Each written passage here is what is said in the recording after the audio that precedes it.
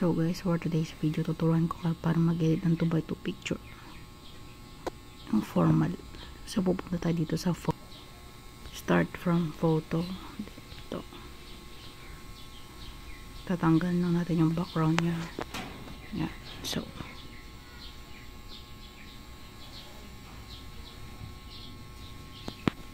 ang pipili natin is white. Then save to gallery. Then that. Okay. Then after nun, pupunta naman tayo sa cut PixArt.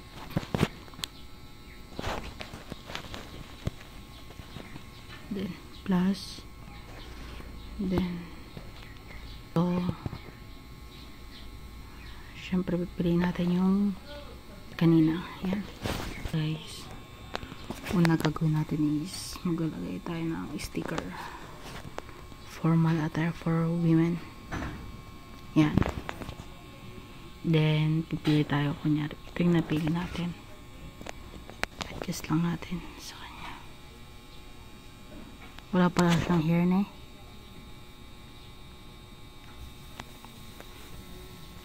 So, kung may excess katulad niyan, ito, yung ganyan, pupunta tayo sa, check muna natin siya. Punta naman tayo sa brushes. Then, ito, pili natin yan. Then, yung white or black, if ever na bulk naman siya. Yan. Then, another option is, yan, balik natin. Check. Then, tools, crop. Ito siya guys, no? Yan. Check lang natin.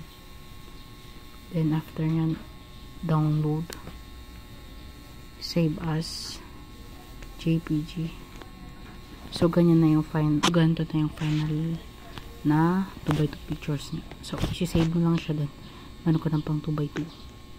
Then, kung gusto mo naman, yung, syempre, kunyari may hair ka, punta ka dito sa face. Then, ito. Lagyan natin kanina din.